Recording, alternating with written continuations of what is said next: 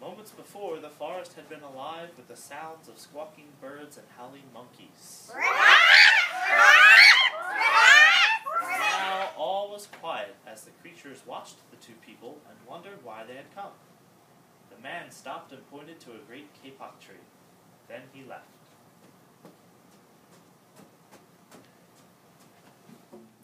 The woman took the axe she carried and struck the trunk of the tree. Whack, whack, whack. The sounds of the blows rang through the forest. The wood of the tree was very hard. Chop, chop, chop. The woman wiped off the sweat that ran down her face and neck. Whack, chop, whack, chop. Soon the woman grew tired.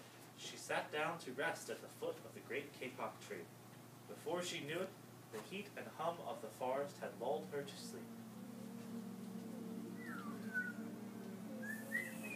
A little constrictor lived in the kapok tree. He slithered down its trunk to where the man was sleeping.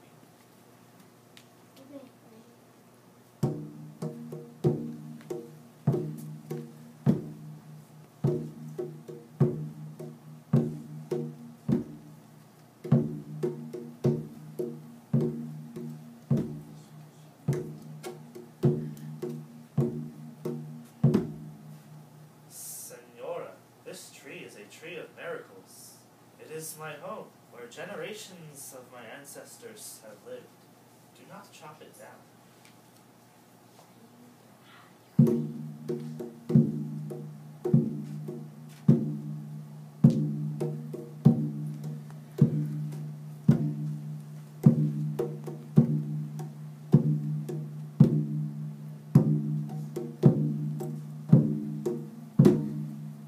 Buzzed in the sleeping man's ear.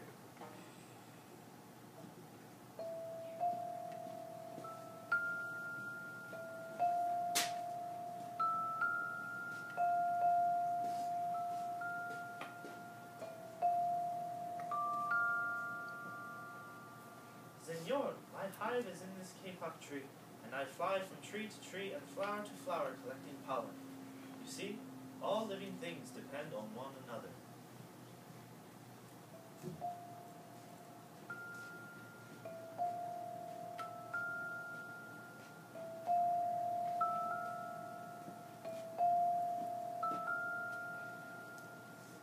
A troop of monkeys scampered down from the canopy of the kapok tree.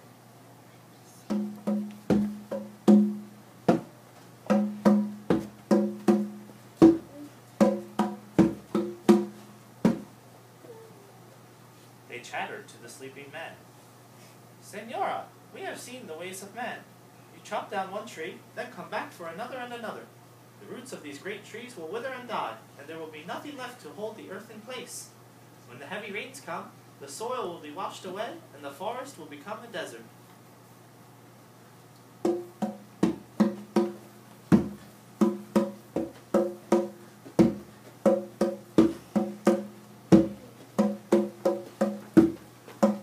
A toucan flew down from the canopy.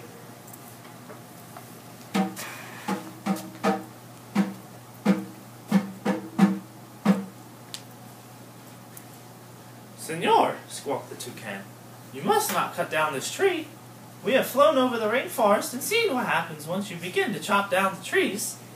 Many people settle on the land. They set fires to clear the underbrush, and soon the forest disappears.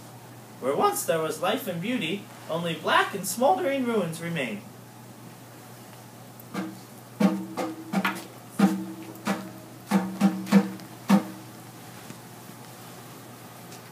A bright and small tree frog crawled along the edge of a leaf.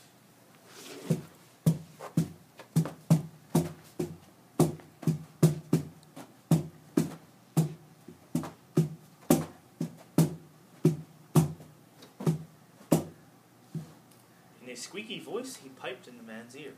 Senor, a ruined rainforest means ruined lives. Many ruined lives. You will leave many of us homeless if you chop down this great kapok tree.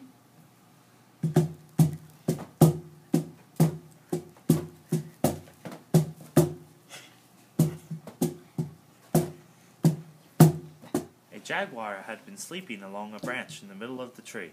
Because his spotted coat blended into the dappled light and shadows of the understory, no one had noticed him. Now he leapt down and padded silently over to the sleeping man.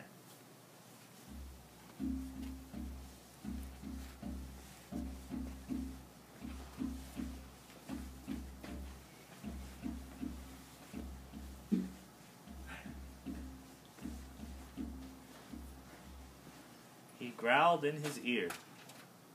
Senor, the kapok tree is home to many birds and animals. If you cut it down, where will I find my dinner?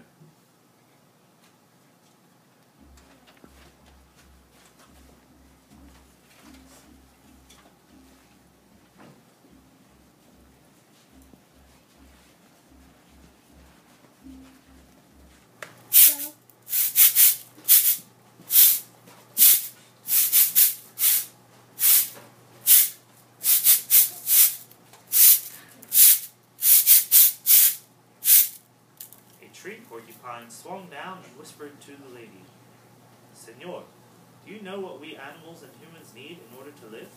Oxygen. And Senor, do you know what trees produce? Oxygen. If you cut down the forests, you will destroy that which gives us all life.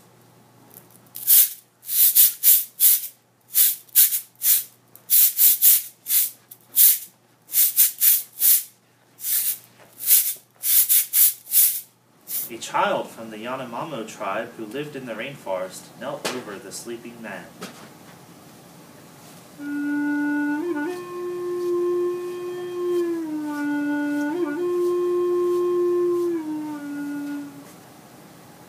He murmured in his ear, Senor, when you awake, please look upon us all with new eyes.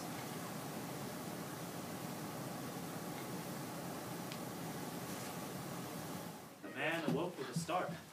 Before her stood the rainforest child, and all around her staring were the creatures who depended upon the great kapok tree. What wondrous and rare animals they were. The woman looked about and saw the sun streaming through the canopy. Spots of bright light glowed like jewels amidst the dark green forest. Strange and beautiful plants seemed to dangle in the air, suspended from the great kapok tree. The woman smelled the fragrant perfume of their flowers. She felt the steamy mist rising from the forest floor. But she heard no sound, for the creatures were strangely silent. She stood up and picked up her axe. She swung back her arm as though to strike the tree, but suddenly she stopped. She turned and looked at the animals and the child. She hesitated. Then she dropped the axe and walked out of the rainforest.